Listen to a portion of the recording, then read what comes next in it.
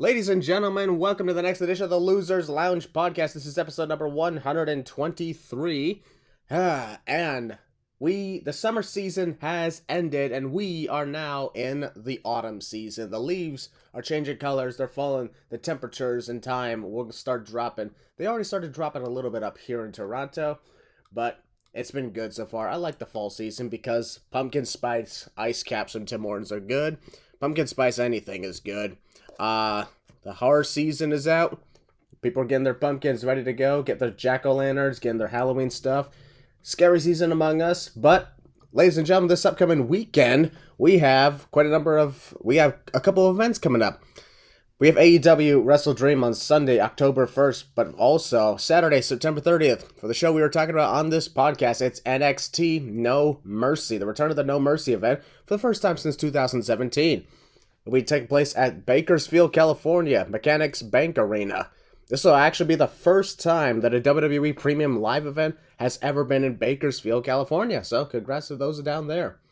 Ladies and gentlemen, of course, please welcome two-time Losers Lounge Member of the Year, Optimistic Hall of Famer, the heelest of Ballers.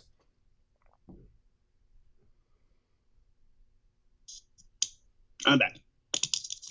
I just introduced you, and you were late to the podcast again. Oh, hello, everybody. Sorry, I'm a little late. I'm on vacation. Did you tell the people where I'm on vacation at, Christian? Yeah, he's in, Mexico?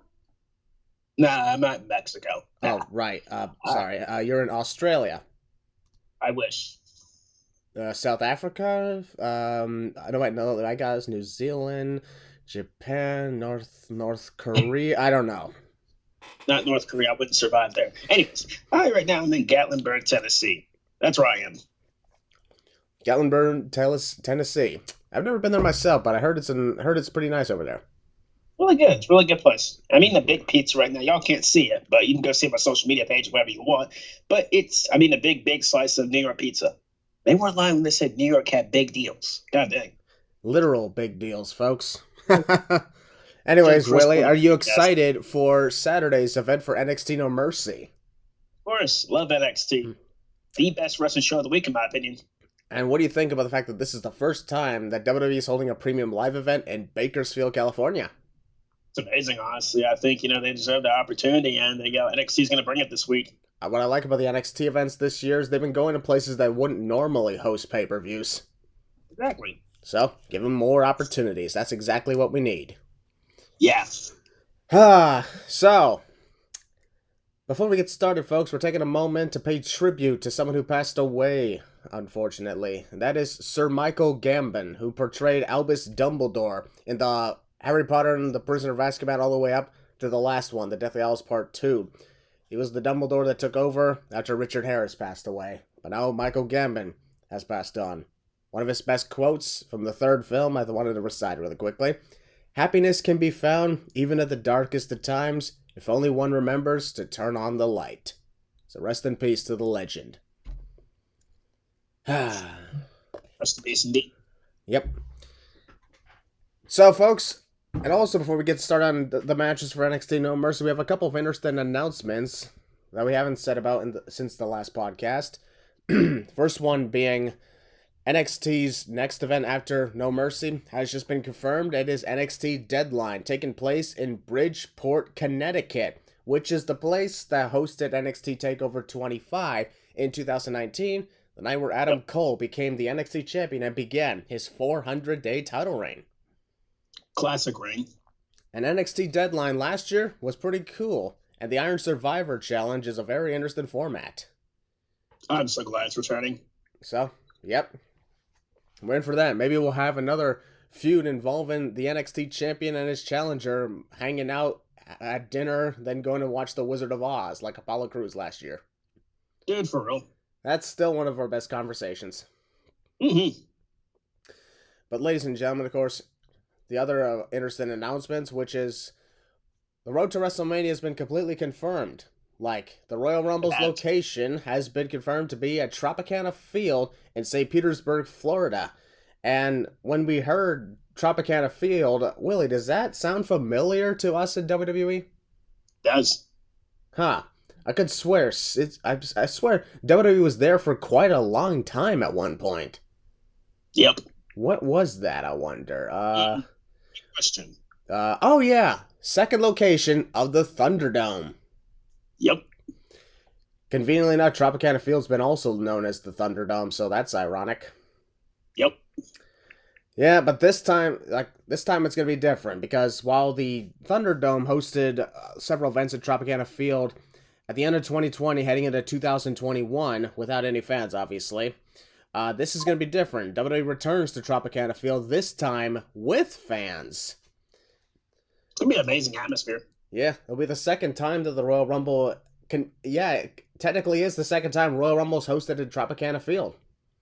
Mm-hmm. But for the first time with fans, so I guess you could say it's this for the second time for the first time ever. Yeah, dude. It's like a second and first at the same time. However, I've seen a lot of people say that the Tropicana Field is not that good of a location due to being, quote, outdated or something. I don't know. But regardless, I'm looking forward to it. I'm not going to the show myself. However, it'd be nice if I was. It'd be nice to go back to Florida. However, I hope everybody who's going to go to the Royal Rumble when those tickets go on sale, whenever they do, hope you have a good time at the Royal Rumble because it's always a good place to be. And, Willie, that's not the only event that got confirmed on the road to WrestleMania, is it? No, it's not. Tell them what else we got. We got the Elimination Chamber taking place for the first time ever in Perth, Australia. Yeah. Yeah. WWE is returning to Australia for the first time since 2018, and the Elimination Chamber is being hosted in Australia for the first time ever. Perth, Australia. It's in Western Australia. It's going to be at the Optus Stadium, which is one of the largest, one of the largest cricket stadiums on the planet. Yeah, it is.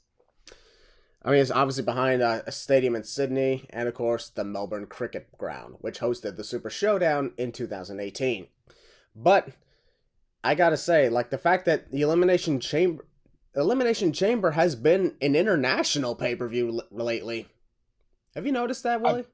I've noticed that myself, and I think that's great for these people to get these opportunities. People across the world, getting pay-per-views like this. It's a very special experience for people to get that, and I don't think they should change it up. Do I think they should come back to the States with that? I mean, that'd be great. I would not mind it. But for people getting this stuff, I wouldn't be surprised one day, if I know people don't want to hear this, but maybe Saudi Arabia gets elimination chamber. Well, they already have one. My bad. They already had it. They have, yes. Other places, different events. Yeah, of course. The thing is, while the last time that the Elimination Chamber has technically been in the United States was in 2021 at, conveniently, the Tropicana Field for the Thunderdome, the last time the Elimination Chamber was in the United States with fans was in 2020 in Philadelphia. Right? Literally just days before shutdown happened. But from 2022 onward, it's been international. In 2022, Elimination Chamber was in Jeddah, Saudi Arabia.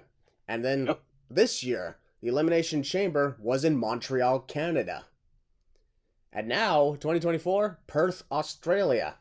So, if it's in the United States in 2025, well, then that would just mean, it's been at least 5 years since the U.S. fans have been able to experience it in person.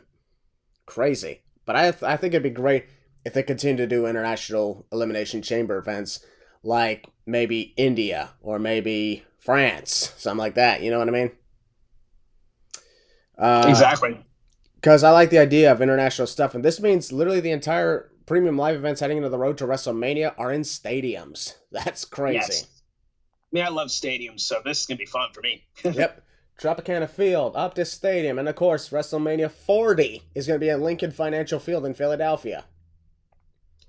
Birthday Mania. Buckle up. Yep, Birthday Mania for Heel Balor. If only 2024 was not a leap year, it would have been Birthday Mania for both of us.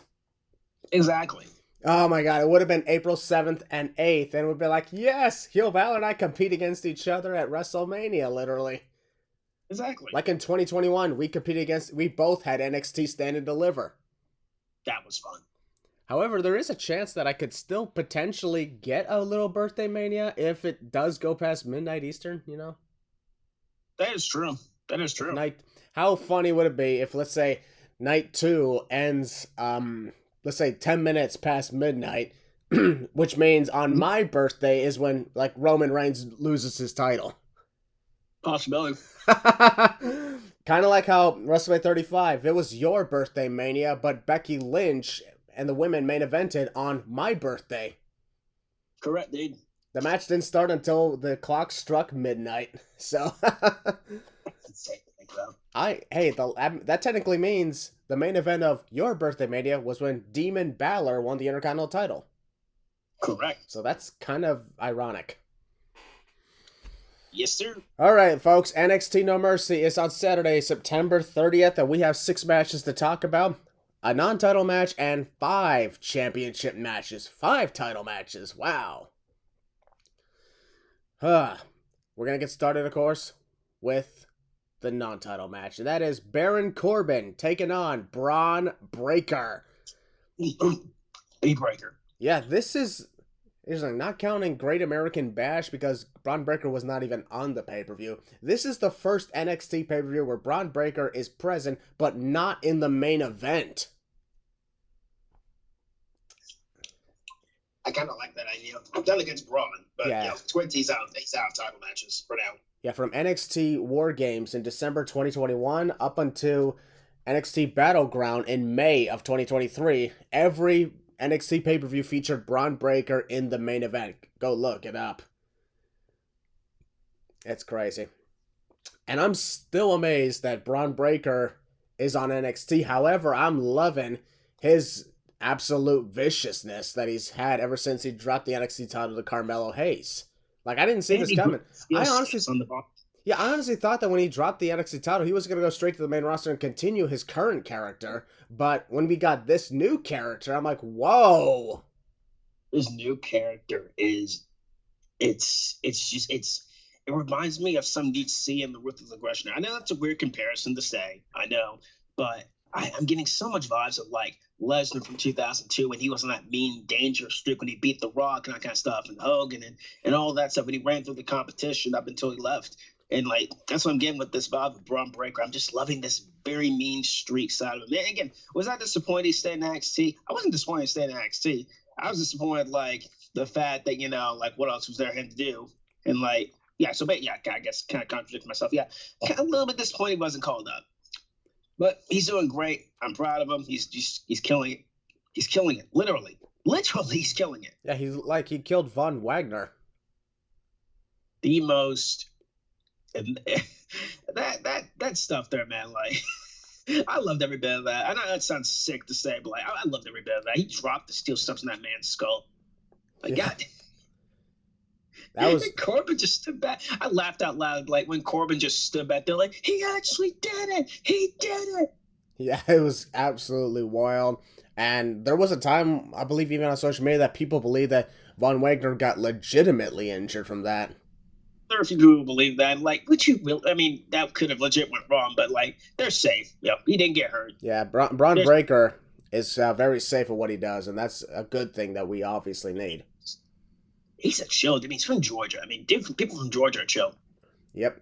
Bron Breakker did a good job with that. And he's going up against Baron Corbin. He said, like, he did not attack Von Wagner to gain Baron Corbin's approval, and he did not need the respect. Besides, who wants Corbin's respect anyway, right? I remember stepping out of the room when they were cutting the promo because I was being called about it. I come back in, and like the promo's over, and then the match is announced, like, I think the week after. I'm like, why are they fighting again? And I had to catch up on like what happened. So I completely missed the reason why they were fighting until like the week after. Yeah. Well, wait, I thought y'all were friends. I thought y'all were. Well, unfortunately, they're not. That's a good thing. Yeah. Well, what I like about this is like Baron Corbin, when he returned to NXT, has been pretty good. I think this was honestly the best thing that he could do for his career at the present time. Corbin's character's been very interesting. Like whatever this is, it's just so cool. Yep, and he ended up retiring Gable Steveson. You even remember that guy? Yes, surprisingly. It's absolutely crazy that they hyped up Gable Steveson for like 2 years and it was an absolute failure. I'm a crapper. Oh well, they can always rebuild him. Just don't recreate Kurt Angle, idiots. Yeah, I mean, don't you already have a Gable who's like good enough to do that? who should have been Kurt Angle's illegitimate son, but what do I know? Oh, no, I like the idea of My Black Son. My black son, my black son. I freaking love that song. Yes, I saw a video when Jason Jordan was announced as Kurt Angle's illegitimate son, and then I saw a video that actually had that song playing when it showed them. Dude, I saw that video too. It's so funny. Yeah, a lot of people didn't like 2017, but I thought it was funny and entertaining. I did enjoy Jason's like whiny, I wouldn't say heel, it's just whiny character. Yeah, when he started like complaining that the audience kept saying "you suck" to Kurt Angle, not realizing that's a respect thing. What about he randomly attacked Seth Rollins? Mm-hmm. Just for no reason lays him out. Yeah. So, back to the match with the whole deal. I'm honestly looking forward to this because Baron Corbin, as we know, is capable of putting on good matches and is without doubt one of WWE's like safest and most talented workers. People always overlook how good Corbin is in the ring. Yeah, and then you got Bron Breakker, one of the second longest reigning NXT champion of all time behind Adam Cole, baby. Who, by the way, folks, we hope Adam Cole recovers from his unfortunate ankle injury. Was like 3 injuries in one? Good God. If only AEW just had the ramp design where they didn't have to jump off onto the floor. Why did you jump off the ramp, though? You could have ran into the ring. I mean, that would have caused a disqualification in the match, but I get what you mean. There's stairs there, Adam. Yeah. I guess he just didn't predict that, but it's okay. Yeah, best wish go out to Adam Cole. Like, I never watched that last night. Of course, we're recording this, what day we're recording this? Thursday? Yeah, it's Thursday, September 28th. Was like, Wednesday. So I remember watching the segment. I'm like, well, he's going to be out for a while. Yep. So, Bron Breakker, Baron Corbin.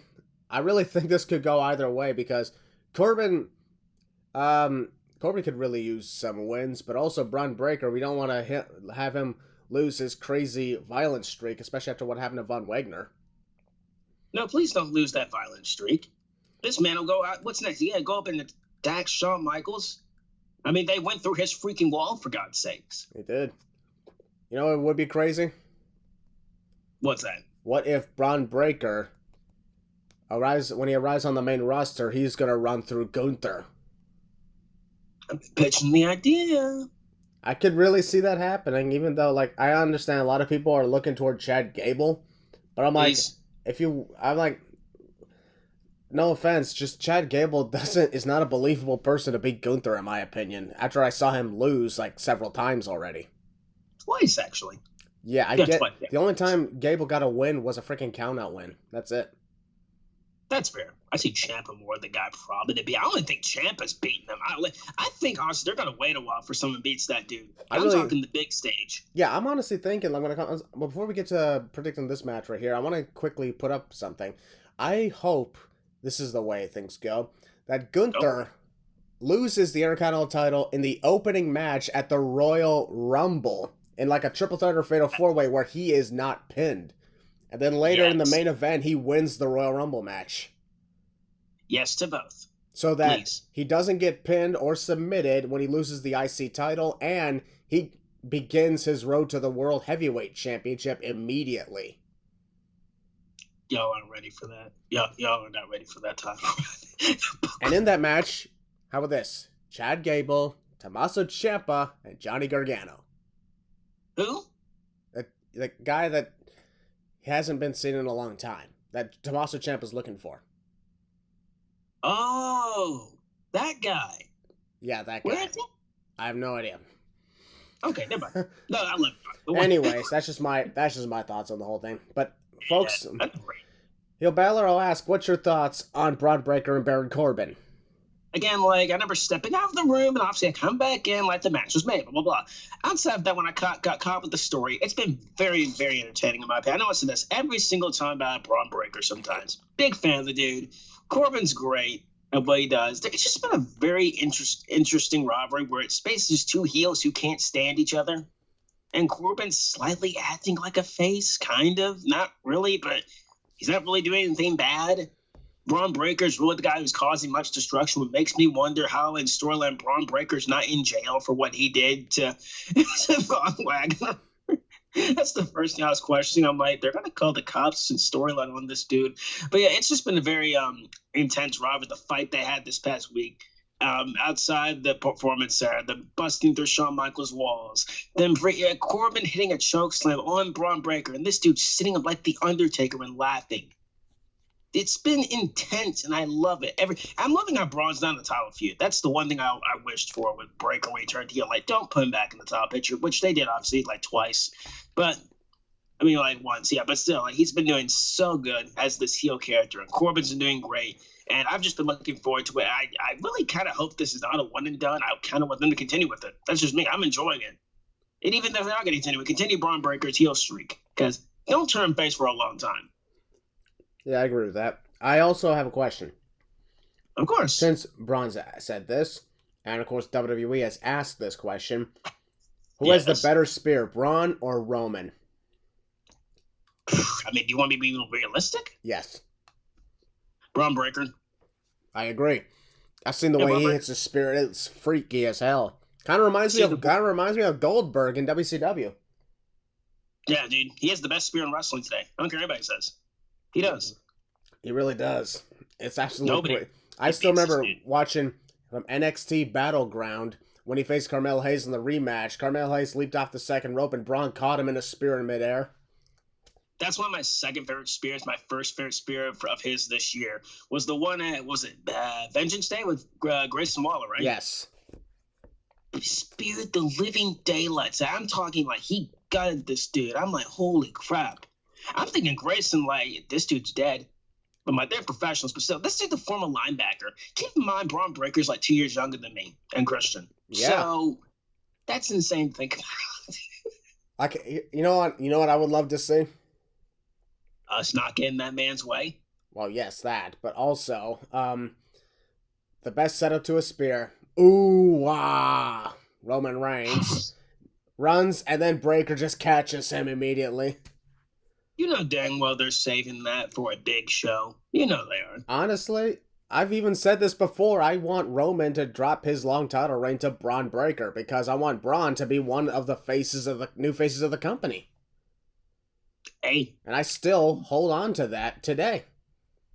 I'd be down for it, as long as they don't push him too fast. First time when the ice tell, like you said, have him run through Gunther or whoever. We talked about this for the podcast, but still, like, have him run through a few opponents, set him up for Roman or whoever's champ. Boom, spear, whatever you want to do. I really want Braun Breaker to be WWE champion at some point. I want him with the world title, please, yes. Either one would be good, but, like, my gosh, him with either belt would be cool. Yep. So, who do you predict will win this match? I gotta go with my man B. Breaker, of course. I gotta go with Braun Breaker as well, because much as I love Baron Corbin, as much as my fans know how much I love Baron Corbin, even sexually, which is actually still one of the weirdest things I've ever done. It's 2023. I gotta give it to Braun Breaker because I just can't see him losing in this scenario after he's been absolutely on a freaking warpath. This dude's unstoppable. It's like they're not going to stop. It's like they're keeping him busy until he does something on the main roster, which is fine. Honestly, what if this was the Braun Breaker that was NXT champion?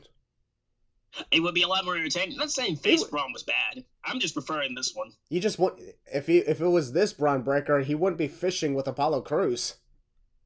Let's not talk about that weird storyline that didn't make any sense. I would even go as far as to say he'd still be champion today, maybe. He should still be champion regardless at this point, because I know we said earlier about him not having championships, but honestly, he should have broken Adam Cole's record. It would have been cool. Well, if he would have done that had it not been for Dolph Ziggler winning it in that brief 3-week period. So freaking okay. It was cool at all. And best wishes to Dolph Ziggler. Good luck finding a new job, bro. We love you. Yeah, Dolph Ziggler was amongst people who got released. However, I want to say that it still doesn't make sense because, Dolph Ziggler won the NXT title heading into the road to WrestleMania 38, retained it at the Stand and Deliver pay-per-view, but then lost it on the Raw after WrestleMania. I guess they wanted to give him an accolade that he never had. To this day, we still don't understand why. I mean, people kept saying they wanted Dolph to win a world title, and they're like, okay, fine, we'll give him the NXT. Yeah, to this day, I still don't understand why they did that. I don't think we ever will understand. But you know what? It's the past. Yeah. Anyways, yeah, we're gonna now move on to the next match, our first of 5 championship matches. Oh my god, this is crazy. Yay. And this is where things are going to get interesting because we are going to actually get started with the Fatal 4-Way match for the NXT Tag Team Championship. 4-way for the tag titles. This should be interesting because while 2 of the teams in the match have been in the tag team picture over the last year, the other 2 have not. We got the champions, the D'Angelo family, Channing Stacks Lorenzo, and Tony D'Angelo, defending against the Creed brothers, Brutus and Julius. And the other 2 teams are Los Lotharios, Humberto and Angel. And of course, the final team is OTM, or Out the Mud or something. Lucien Price and Bronco Nima, with scripts, of course. Must be a new team. I think so. Yeah, because I've never seen or heard these guys before. I mean, so if that is the case, I'm like, all right, we got some new blood here. So you're putting NXT's must be really what's the word I'm looking for? NXT must be high on these guys because they're putting them in a hell of a position on a pay-per-view in Bakersfield, California. Mm-hmm. For the tag team championships. So for a lot of people, this might be their first time watching them. Mm-hmm. So let's see what they're capable of here. Bro. Los Lotharios, we obviously know them very well. Yeah. Humberto Carrillo and Angel Garza. Remember when heading 2019 to 2020, Humberto was always in the U.S. title picture? I do. I don't know what was going on. They just never gave it to him. He had so many title matches, they never gave it to him. Exactly. I don't understand where any of that came from. Hell, Humberto and Angel, I guarantee, Willie, you don't even remember this. Did you know Humberto and Angel competing against each other in Saudi Arabia? Nope. Neither did I, until I looked it up. There you go. But, they've been, I would say they've been good as a team, but even when they were a team, we didn't really see much of them at all. Yeah. Well, they're in NXT, so maybe that can finally change. There you go. I could have sworn they were going to be on the list of those who got released. True. Then you got the Creed brothers. Well, their actions speak for themselves. They're already amazing. There you go. Honestly, out of the 2 Creed brothers, who were you most impressed with? Exactly. Almost that question. Keep going. That was a question I had for you. Which was, out of the 2 Creed brothers, which one were you more impressed with, Brutus or Julius? In my opinion, honestly, Brutus. Some people obviously say Julius, probably because he's a lot smaller. But Brutus, he's the bigger guy. But the way he moves and the way he competes for someone his size, it's amazing. As for the D'Angelo family, well, they won the titles from Gallus at the Great American Bash, which I'll be honest, I was surprised about because I would have sworn Gallus was going to hold on to them in a long title reign, just like they did as the NXT UK Tag Champs for over 500 days. Needless to say, though, a lot of that was due to the pandemic. Yeah, exactly. So the question I had for you, Willie, was, out of the 2 Creed brothers, who were you more impressed with, Brutus or Julius? Both. I guess that answers that, then. Both. Big fan of both. OTM, well, we don't know much of them at all, so we'll just we'll put them on the sideline for now and say, okay, we'll see what you guys are capable of. Exactly. Los Lotharios, well, hopefully you can actually shine because you're in NXT now. Exactly. But as for who's going to win, for now, I'm just going to say the D'Angelo family is going to retain. Yeah, D'Angelo family's retaining. Yeah, I'm just hoping for a great performance from all 4 of the teams. It's just one of those matches where there's not much to say, but you know what? We're just hoping for a good performance. Okay, folks, we're going to move on to the next match, and this is for the NXT Heritage Cup under the usual British rounds rules. Noam Dar, once again the Heritage Cup champion, defending against the winner of a tournament, the Global Heritage Invitational, and that's Butch. Wow. Who's got Tyler Bate in his corner. So that's going to be interesting. the Global Heritage Invitational was very interesting to watch because, you know, when it comes to all this stuff, it's crazy that, well, it's just crazy that how much Shawn Michaels has done when it comes to booking this stuff. Like, I always enjoyed watching these matches, and the Heritage Cup under British Rounds rules, I remember when I watched that several times from NXT UK and also at the, what was it, the Battleground event? Correct. It's a very interesting concept. It's like mixing up with wrestling and boxing without the actual doing it wrong, which, like, you know, the Brawl for All. Yeah. That was horrible, wasn't it? Not a fan. Yeah, but the way they do with British Rounds rules in this case, it's wrestling. The only thing that feels like relation to boxing is the time limit in rounds and the brief pause. But I'm like, well, at least that worked. Noam Dar, he's been the champion almost endlessly. Yes. Because, like, he's held the title, like, this is his third time, I believe, being the Heritage Cup champion. He treats it like a baby. And if you combine together all the times that he's been champion, that's over 600 days. He had it, like, you know, it started in NXT UK in October 2021. Held it all the way to June of 2022 when he dropped it to Mark Coffey. Then lost it right back to Noam Dar almost immediately.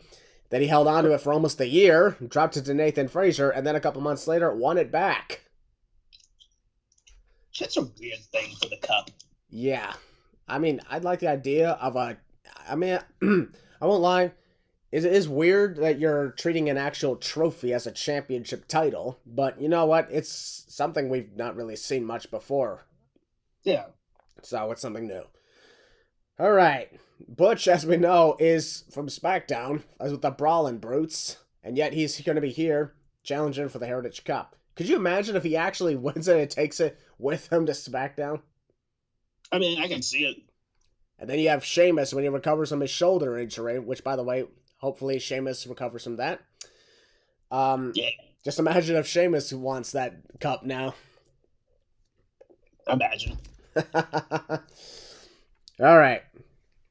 But overall, who do you think is going to win here? Butch. Oh, really? Butch. I think Butch is going to go over with this one. Not against Noam Dar. He's great. But this is one of those things where it's like, the whole tournament thing in the Heritage Cup doesn't cater to me. So this is more like who I could see winning, not who I want to win. So I'm going to go with Butch. Don't forget, Noam Dar's got Earl Mensa with them, Lash Legend, and of course, Jakara Jackson. Sorry, there's a lot of Jack in it. That was weird. So, I believe, honestly, Noam Dar is going to win. So, Yo Balor, you and I are on opposite ends of the spectrum here. Well, about time. Wouldn't be a podcast without it. Yeah, absolutely wouldn't be. The first two matches, we were on the same page. In this case, now we're on opposite ends. I like that. We're going to move on now to the next match, folks, and this is for the NXT North American Championship, where the champion, Dirty Dominic Mysterio, is defending against Mustafa Ali. You ready for this? Christian? Yeah. Take a look at this. Here, let me slide that to you. What's this? This is the WWE releases. What does this have to do with this? Read right there on page 9. Page 9. 3, 6, 7, 8, 9. There's a sale at Penny's?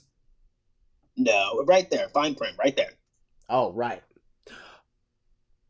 Okay, now you're just fucking with me. Mustafa Ali is not released. He's challenging for the title. No, he's not. He's gone. Wait, what?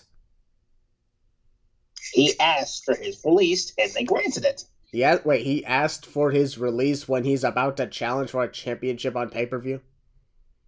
Yes. You are being serious, right? Would I lie to you? Yes. No. Anyways.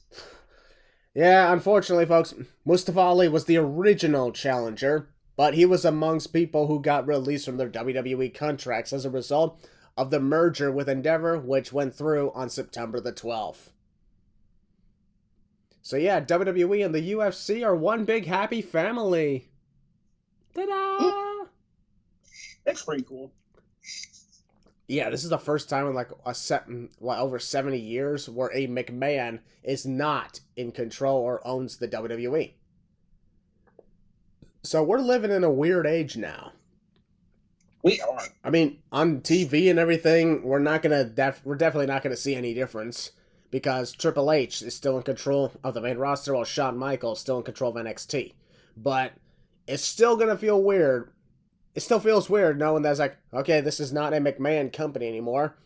We're with TKO, and basically they live in the same building as the UFC. They still operate separately, but they live in the same building. They're like roommates.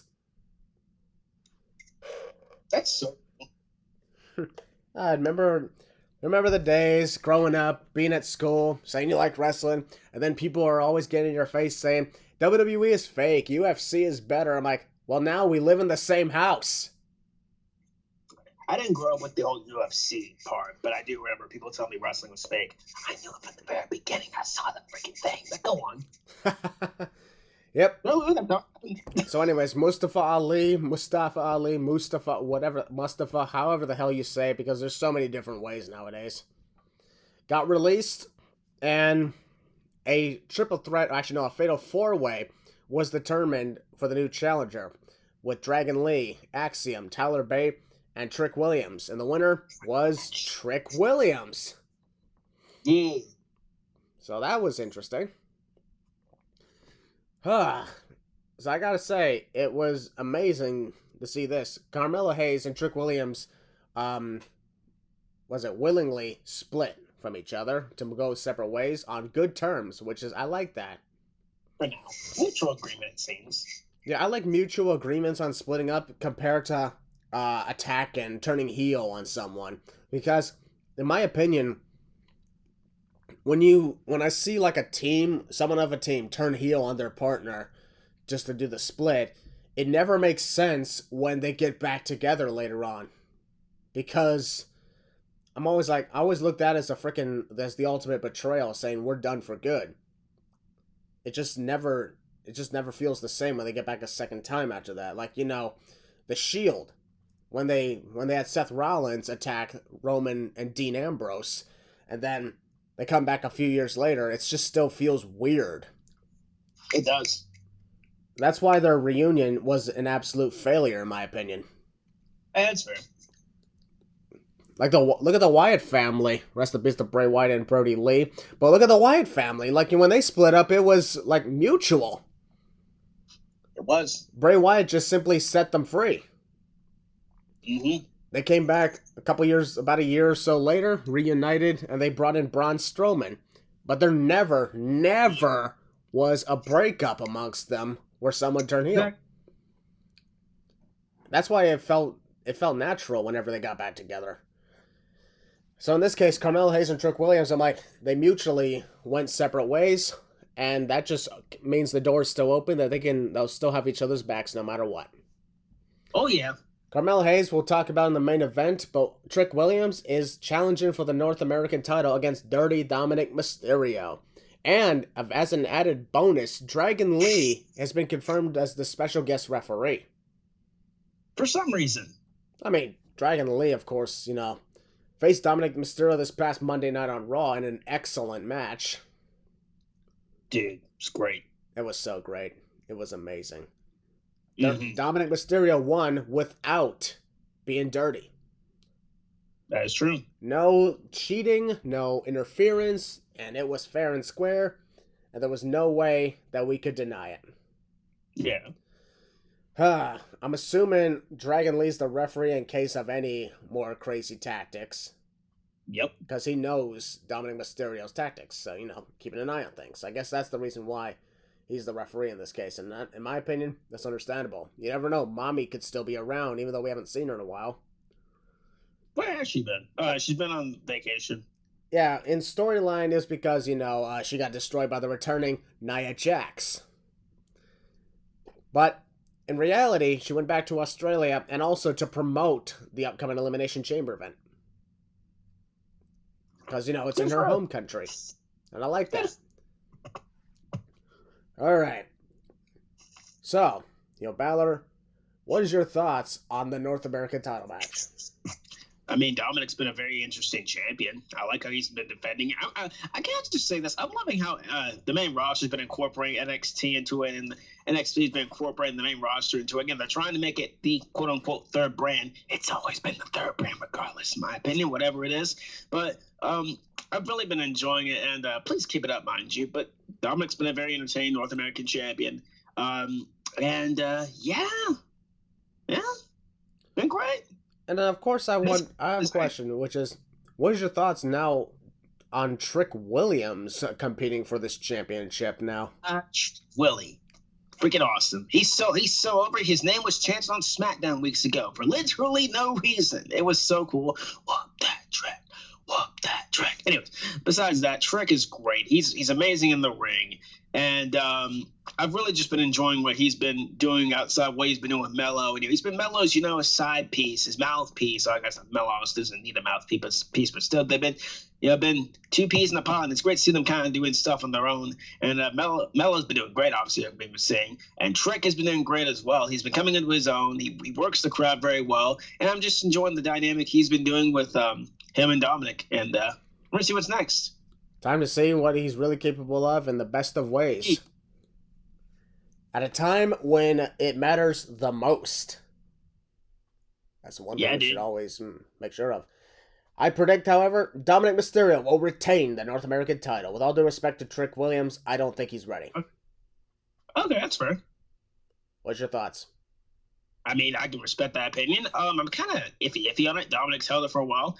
Maybe it's a possibility we could see him, hold it a little bit longer. And Trick Williams has been great too. Is it time for him to win the championship?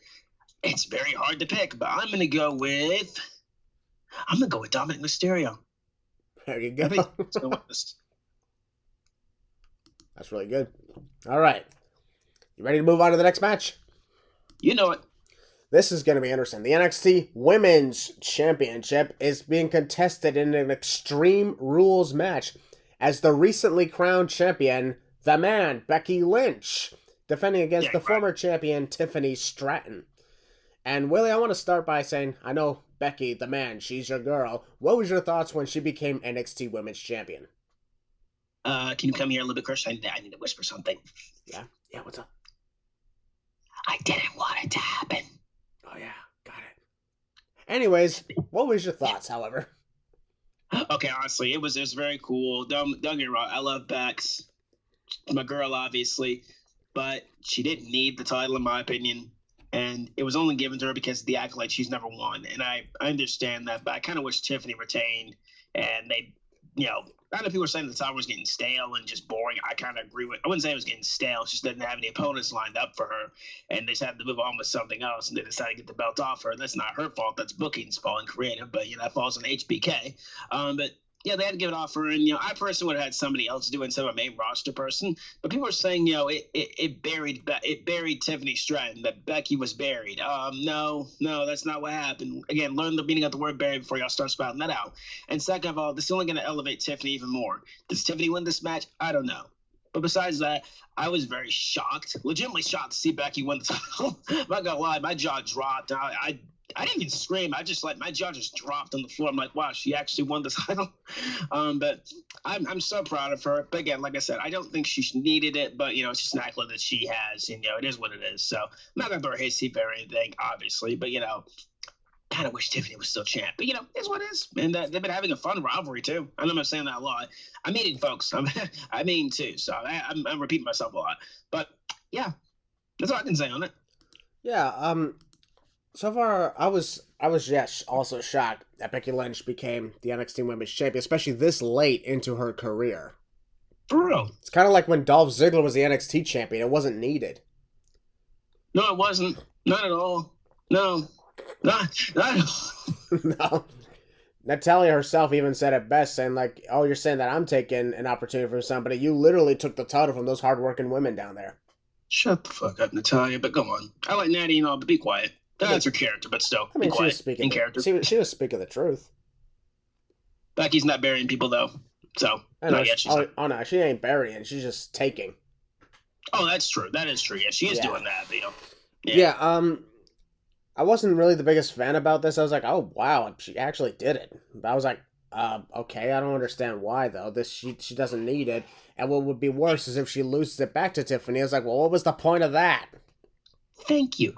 Exactly. See, he gets it. I've always got it. Exactly. I mean, He gets. I don't get what's going on here. Like, so this is gonna be a tough. I mean, it's an Extreme Rules match. And I think that should be a good stipulation for this, because it really makes you believe anything could happen. You know, Becky could retain, Tiffany could get it back. There could be some crazy violence, or there could be no violence at all, and they just put it there for show.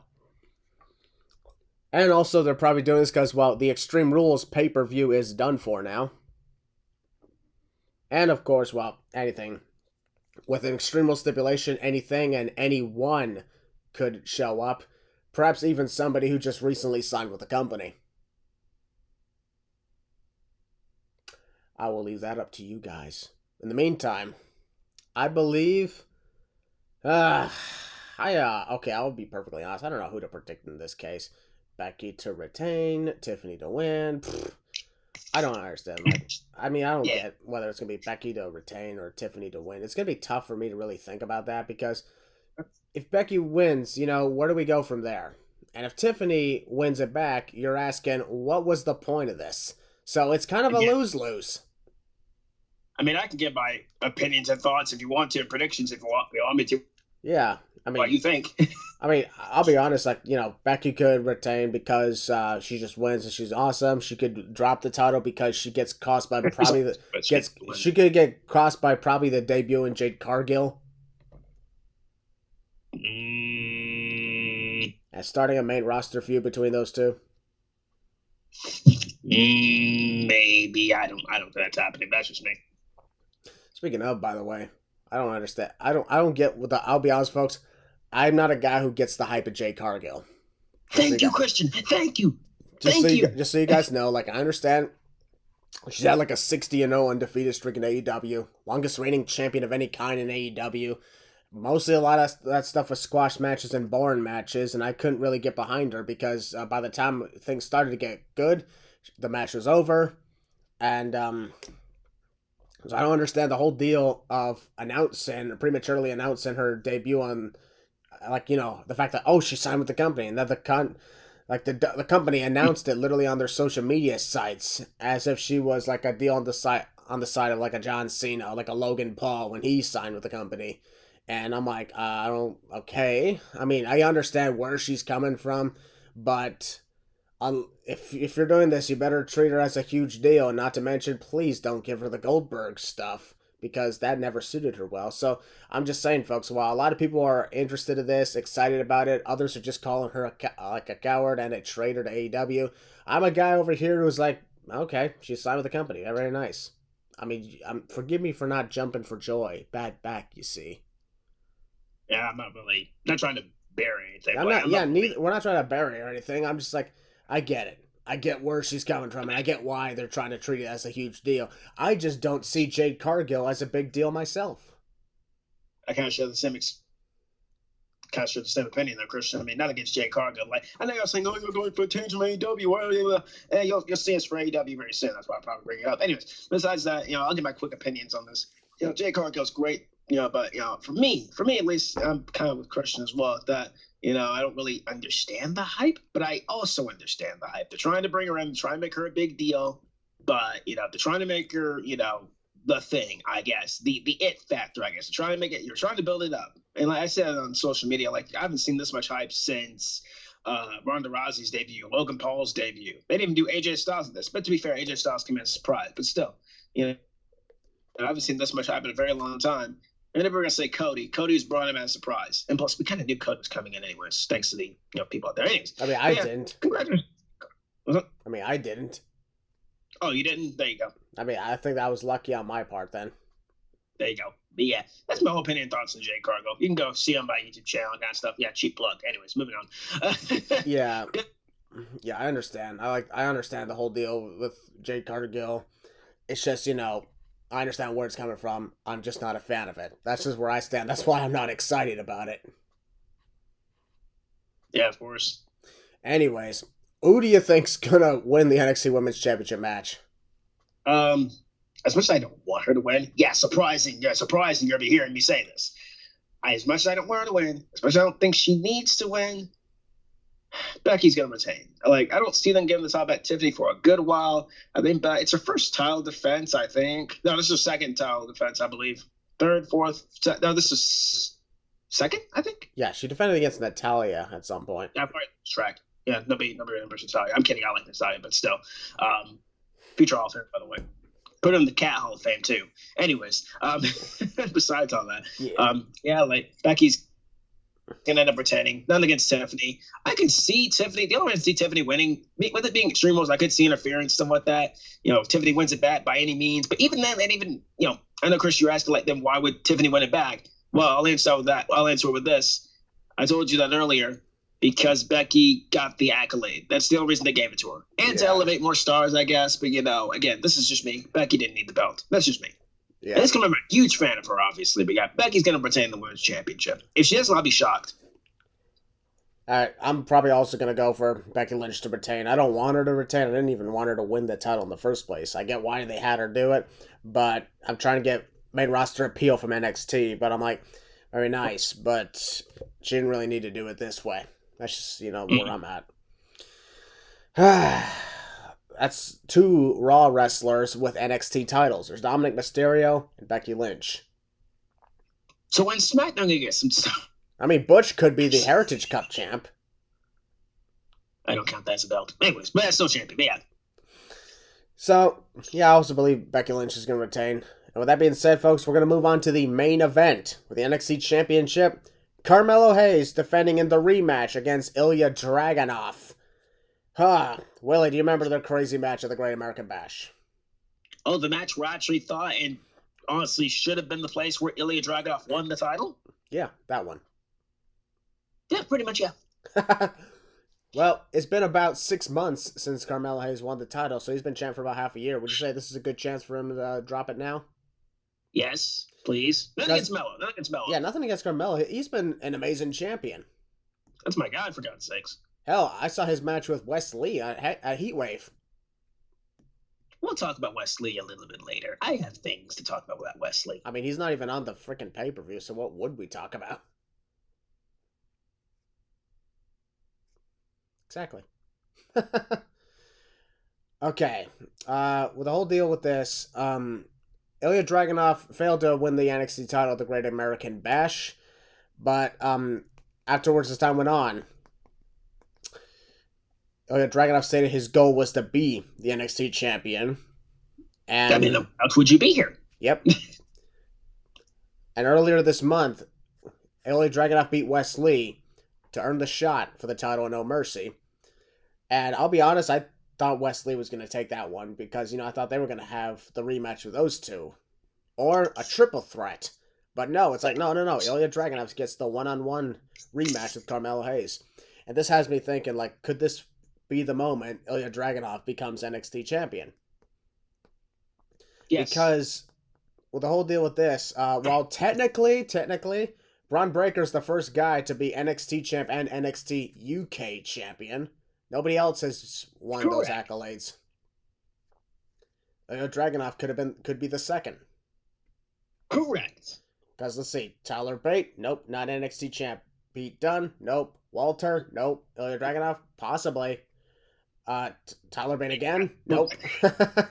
Bron Breakker, while for whatever reason they don't identify him as the last NXT UK champ, even though technically he was. It's like saying Mandy Rose is not the last NXT UK Women's Champion. They don't count that. Yeah, I don't understand that part at all. And yet they recognize Pretty Deadly as the final NXT UK tag champs. I'm like, what? It doesn't make any sense, but wrestling doesn't make any sense. Yeah. Ilya Dragunov couldn't be the second person to have won the NXT UK title and the NXT title. Could it happen? We don't know. But it would be weird. No, I can't predict. Sure. In my opinion, it would be weird to have Ilya Dragunov lose at 2 consecutive NXT pay-per-views, especially since they're so far apart from one another. He's stupid. for him to lose. He should have won the first one. Like, I'm sorry, that should have been where Ilya should have won the belt. That's just me. All right, I'll actually let you get your thoughts on that and, of course, this title match. It was the right time, right place for Ilya Dragunov to win the championship. And, like, nothing against Melo, but, like, it would have made more sense for Melo to lose at the Great American Bash, I guess. But, Melo's been going on a fantastic run as champ. In my opinion, the best champion since Braun Breaker and since Finn Balor and obviously, and, of course, since Adam Cole, Bay, get better Adam Cole. But yeah, there are parts of me that doesn't want the reign to end because it's just been that much fun. Excuse me. For me, it's been enjoying it. It's been that much fun. He's been a very entertaining champion. His run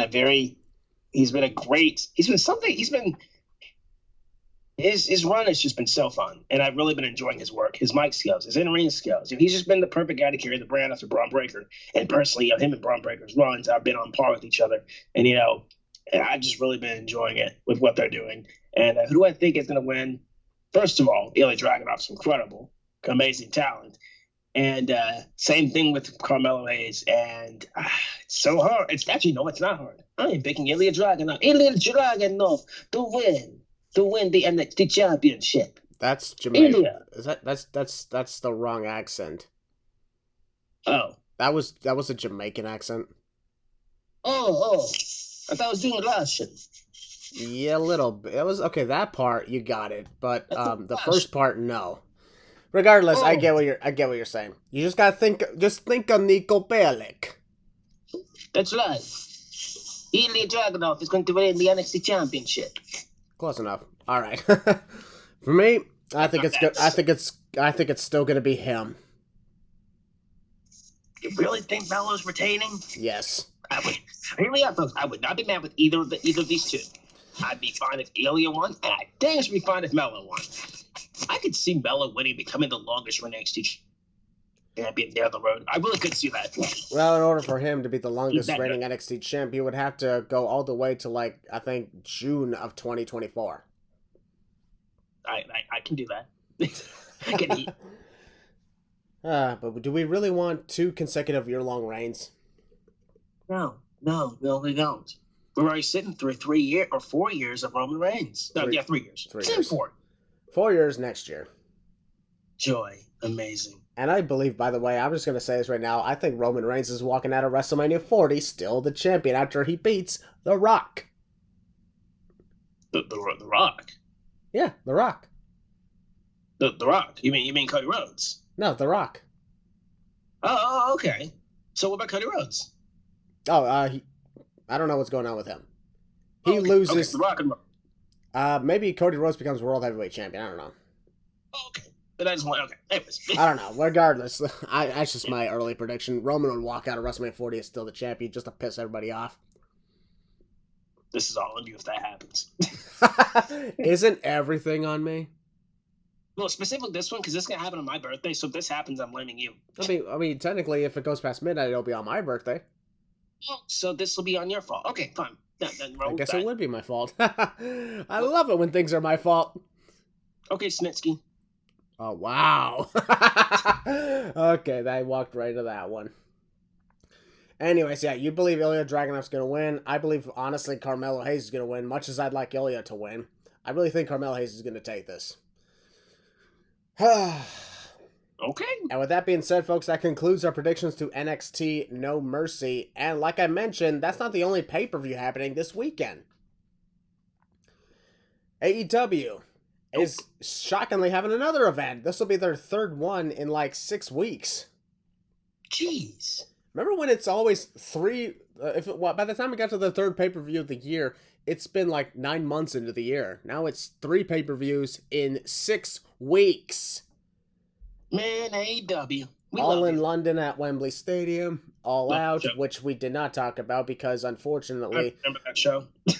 We did not talk about All Out on the podcast due to we had other things going on, and plus I was preparing for my weekend. And then I came back from Pittsburgh, and I tested positive for COVID, and I was severely ill for several weeks. Mm-hmm. Which is unfortunate. But I'm better now, folks. I want you guys to know I'm better now. He's out. Yep. Good. And now we got AEW Wrestle Dreams on Sunday, October 1st, paying tribute, of course, to Antonio Inoki, who passed away on that day in 2022. It's going to be in Seattle, Washington, so there's that. The hometown of D-Bry, or Brian Danielson, whatever you want to call him, the bearded guy. You say D-Bry, I think it's Bry D. Just simply turn it around. Bry D. Brian Brian Danielson, whatever you want to call him, the bearded kicking guy. I mean, technically, he's not from Seattle. He's from Aberdeen. Well, it's not in Washington. Yeah, it's still in Washington State. Okay, so technically Swerve's house. Oh, whose house? I was like, oh, that's right. He is from Washington. And at that moment, it's literally Swerve's house. Anyways, we'll be talking about that. We'll be talking about that another time. But folks, this was our predictions of NXT No Mercy. As we know, NXT No Mercy is on Saturday, then AEW Wrestle Dream on Sunday. Then after that, that following weekend, we got WWE Fastlane in Indianapolis, Indiana. Side note, Christian, I wish they were using the No Mercy theme song for this show. What? No mercy, I have no mercy on your soul. I love that song. Yeah, well, you know what? We don't want to be using the same things over and over. That's true. Then, like I mentioned, WWE Fastlane is going to be on Saturday, October 7th in Indianapolis. That's going to be good. Then after that, it will be a few weeks later before when we talk about the next event, which will be WWE Crown Jewel from Riyadh, Saudi Arabia, Saturday, November 4th. 2 weeks later, we'll be talking AEW Full Gear, which will be taking place at the Kia Forum in Los Angeles, literally next door to SoFi Stadium. Ooh. Very nice indeed. And then, of course, the week after that, we'll be talking WWE Survivor Series taking place at Rosemont, Illinois at Allstate Arena, which is completely sold out, too. Something totally is not happening on that night. Lots of wrestling, that's what's going to happen. Yeah. And then 2 weeks later, we'll culminate the year, folks, on our podcast by talking NXT Deadline, which will take place Saturday, December 9th in Bridgeport, Connecticut. This is happening in front of a big crowd, and I'm so excited. Indeed.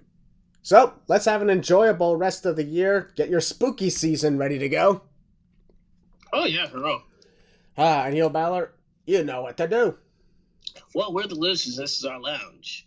Just enjoy the wrestling. I'm going back to my vacation. Goodbye.